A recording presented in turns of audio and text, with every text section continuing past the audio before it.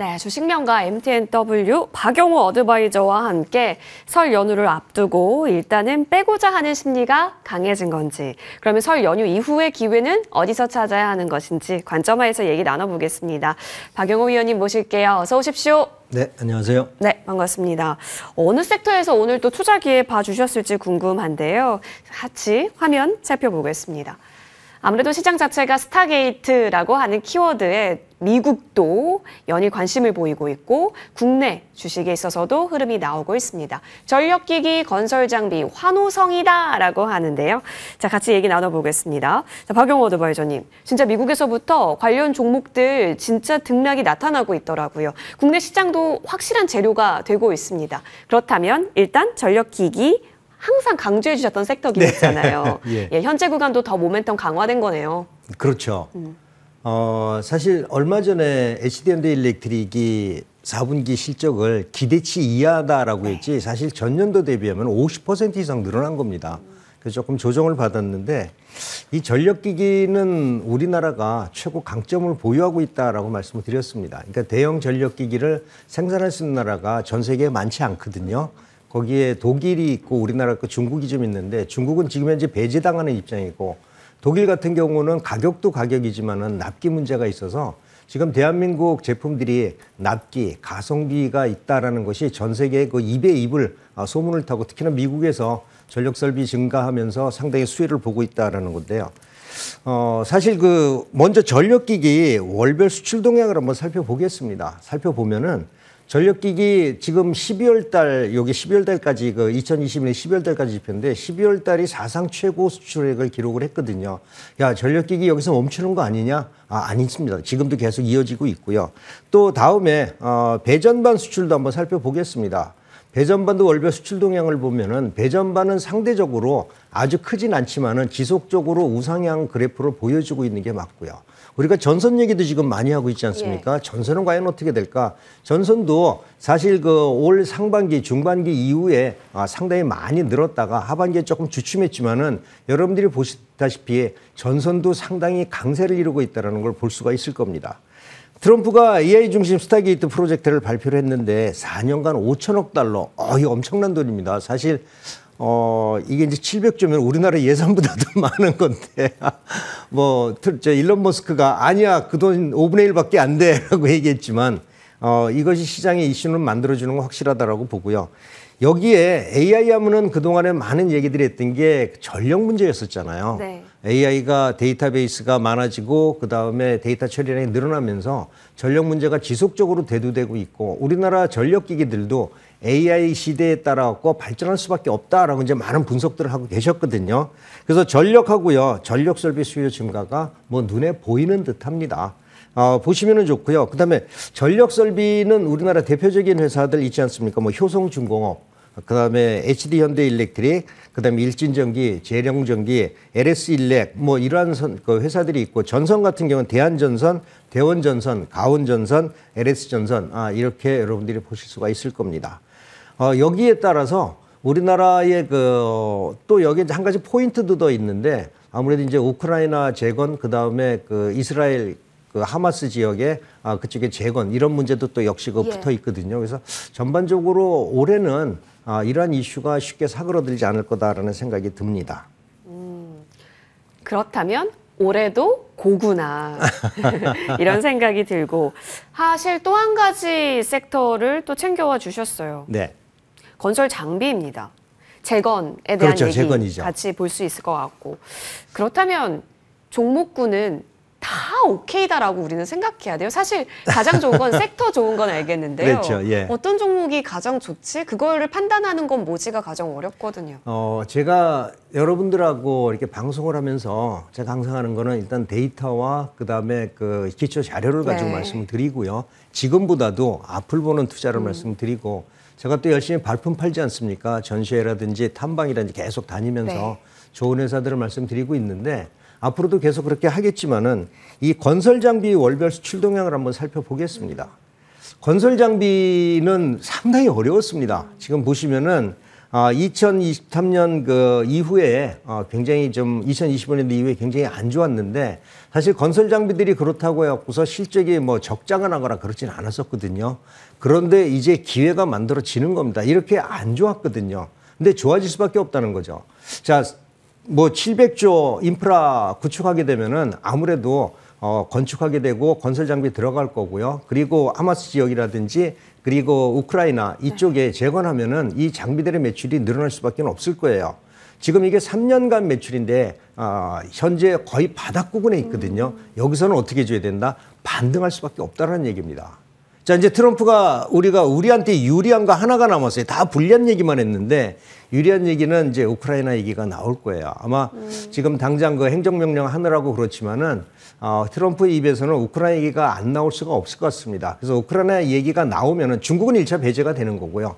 그리고 나서 유럽하고 그 다음에는 사실 일본하고 우리나라, 대한민국인데 가장 강점을 가지고 있는 나라가 대한민국이거든요. 그래서 이 이슈가 살아있다. 이제 건설 장비 쪽은 이제부터 기대를 해도 된다라는 측면을 여러분들이 보시면 좋을 것 같고요.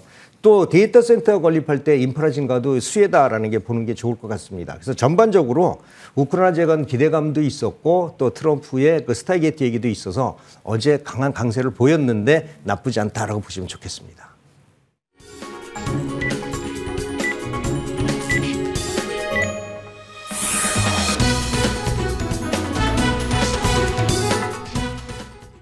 네, 1월 23일 오늘장도 고생 많이 하셨습니다. 여러분, 내일은 BOJ의 금리 인상 여부가 있을지 불확실성이 있습니다. 그리고 연휴, 대한민국은 설 연휴를 앞둔 상황. 그렇게 되면 오늘과 내일만이 포지션을 좀 정리하거나 할 수 있는 날이기도 하죠.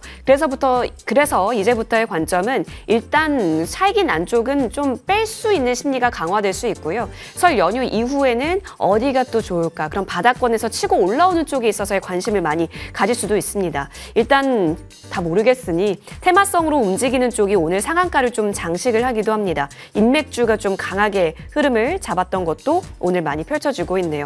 내리는 종목수가 훨씬 많았던 오늘 시장 거의 1,800, 1,900여 개 종목이 마이너스권에서 거래 마친 것으로 확인이 됩니다. 마감가 확인하겠습니다. 코스피 종합지수는 1.24% 내려오면서 2,515.49포인트에서 오늘 거래에 마쳤습니다. 아무래도 오늘 메이저 수급 주체가 부재했었던 상황 속에서 지수는 전반적으로 계속 밀리는 수밖에 없었다라는 점, 장 후반으로 갈수록 더더욱 밀림이 더 강화되면서 오늘 종가까지 써내려갑니다.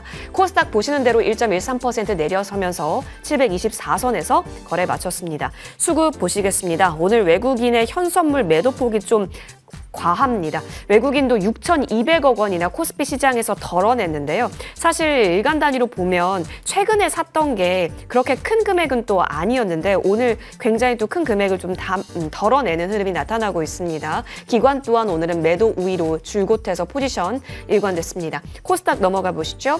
마찬가지로 외국인이 1,000억 원 넘게 코스닥에서도 물량을 정리하고요. 기관 같은 경우도 매도 우위가 펼쳐지고 있습니다. 시총 상단 통해서 시장 분위기 보겠습니다. 삼성전자 오늘 마이너스권입니다. 가소급상 외국인 기관도 양 매도가 펼쳐지고 있는 상황이고요. 특히 삼성전자 오늘 JP모건이나 모건 스탠리 창구 쪽에서도 매도 우위 강하게 집계가 됐습니다. 다만 SK하이닉스도 오늘 마이너스권에서 거래 마쳤지만 모건 스탠리는 그래도 오늘 매수 창구에 이름을 올리기도 했었죠. 전반적으로 위아래 다 왔다 갔다 했었던 SK하이닉스의 변동을 보였기 때문에 추가 방향성은 설 연휴 이후에 계속해서 다른 빅테크 종목들의 실적이라든지 여러 가지 흐름 보면서 연동될 가능성 높아 보입니다. LG엔솔 1.81% 내렸고요. 삼바가 오늘 3.85% 상승하면서 마감을 짓네요. 사실상 업황 좋았고 생물보안법은 계속된 모멘텀 살아있는 상황 속에서 지금 실적 자체도 굉장한 호조세를 증명하고 있죠. 이 가운데 플러스권 강하게 켰고 오늘 코스피 지수 기여도 1위로서의 이름을 올리고 있습니다. 현대차도 여러분 오늘 실적이 나왔습니다. 예상 굉장히 상당히 뛰어넘는 매출액을 보였지만 영업이익단에서는 예상을 좀 하회하긴 했죠. 하지만 주주가치 환원이라는 면에 있어서는 현대차는 굉장히 적극적으로 움직였습니다. 자, 현대차를 아마 여러분 100주를 갖고 있으면 연간 배당이 주당 12,000원 책정이기 때문에 배당금이 연 120만 원 꽂힐 수 있다는 얘기까지 나왔는데 오늘 0.24%로 강보합권에서 마무리가 됩니다. 네이버 플러스권 지켰고요. HD 현대중공업은 사실상 좋은 실적이 나왔지만 세론적 성격도 같이 묻어나 보입니다. 자, 이어서 코스닥으로 넘어가 보겠습니다. 알테오젠 지켜주죠. 1.46% 상승입니다. 사실 오늘 계속해서 어제 이후에 오늘까지 플러스권을 강하게 만들어내고 있고요. 추세를 계속해서 돌릴 수 있을지 지켜보셔야겠습니다. 에코프로 BM 플러스권, 에코프로는 마이너스권 나타나는 상황 속에서 리가캠바이오, 삼천당 제약같이 주요 제약바이오 종목은 오늘 그래도 버텨주었구나를 확인할 수 있었던 시장입니다. 레인보우 로보틱스는 오늘 쉬어가는 속에서 사실상 이제 설 연휴 앞두고 있으니 어디에 더 집중을 해야 할까 고민이 더 되실 수밖에 없을 텐데요. 박용호 위원님, 어디서 빼고 어디서 더 붙어야 할까? 지금 굉장히 머리가 어지러울 수 있거든요. 지금 오늘 시장을 보면은요. 방송에서 이런 말 해도 될지 모르겠는데 네. 정말 화가 납니다. 화나요? 세론 때문에요? 이게 이제 이 시장이 오늘 이렇게 약세를 보일 시장이 네. 아닌데 이게 너무나 화가 나거든요. 그래서 전반적으로 우리 국내 증시가 트럼프 입에 휘둘리는 증시다라고 지금 생각을 하고 있는 것 같아요. 그래서 지금 트럼프가 이번 연휴 기간 동안에 어떠한 얘기를 할지 몰라서 상당히 어려운 과정에 있지 않을까라는 생각을 하거든요. 그래서 오늘 시장이 지금 약세를 보이는데 왜 우리나라 증시가 우리나라 가지고 있는 체력이나 그다음에 어떤 그 국가적 역량이나 이런 거에 비교해서 이렇게 정말로 어렵게 흔들리고 있는지 이거는 좀 생각을 해봐야 되겠다는 생각이 들고요. 이런 생각도 한번 해봅니다. 네. 그래, 그렇다면은 나는 어떻게 할까? 나는 2025년도에는 우리나라 지금 트럼프 오히려 역효과가 아니라 트럼프의 그 영향에 따른 효과를 입어서 우리나라 증시가 굉장히 반등할 거다라고 생각을 하거든요. 그렇다면은 지금 시장이 어려울 때 나는 철저하게 어떤 종목군을 매수했는지 준비를 해야 되겠다라는 생각이 좀 듭니다. 네. 그래서 저는 지금 주로 이제 부품업체 쪽이나 그다음에 트럼프 트레이드 쪽을 한번 좀 보면서 전반적으로 전략을 세워 드릴 거다라는 말씀 드리고 싶고요. 지금은 증시가 지금 흔들리고 떨고 있지만은 두려워하지 마시라는 말씀 좀 드리고 싶습니다. 저는 올해 자신 있습니다. 우리 시장 지금보다도 올라갈 수 있다는 확신에 자신 차 있으니까는 제가 좋은 종목하고 좋은 시황을 해서 여러분들하고 같이 하도록 최선을 다하도록 하겠습니다. 네. 또 이 여의도 바닥에 오래 계셨기 때문에 경험을 신뢰하며 믿어보겠습니다. 자, 그러면 이쪽 섹터는 기회다라고 갖고 와 주신 게 여러분께 미리 공유를 드렸지만 전력기기와 그리고 건설 장비 쪽이었습니다. 그런 관점 하에서 전력기기주 내에서의 관심 종목 먼저 들어볼까요? 전력기기는 이전에도 지속적으로 말씀드렸는데 재룡전기입니다. 재룡전기. 네. 재룡전기는 아마 제가 말씀드려서 상당히 올랐을 텐데 그리고 나서 다시 저는 추가적으로 더 갈 확률이 높다라고 지금 보고 있거든요. 일단 중소형 전력기기 전문 생산업체인데 이 회사의 가장 큰 장점은 세 가지로 볼 수가 있습니다. 첫 번째는 영업이익률이 지금 전력기기 회사 중에서 탑입니다. 탑. 약 30~5% 정도 되거든요. 거기에 지금 초대형보다는 중대형 쪽에 중국의 기기들이 전력기들이 못 들어오기 때문에 이 회사의 매출이 상당히 늘어날 거다 이렇게 생각을 하고 있고요. 그래서 미국 내 중국산 전력기기 수입지한 수혜주인데 이게 다른 전력기기들은 지금 보면은 보통 PER이 20, 30, 40 정도 하거든요. 이 PER이 9 정도밖에 안 됩니다.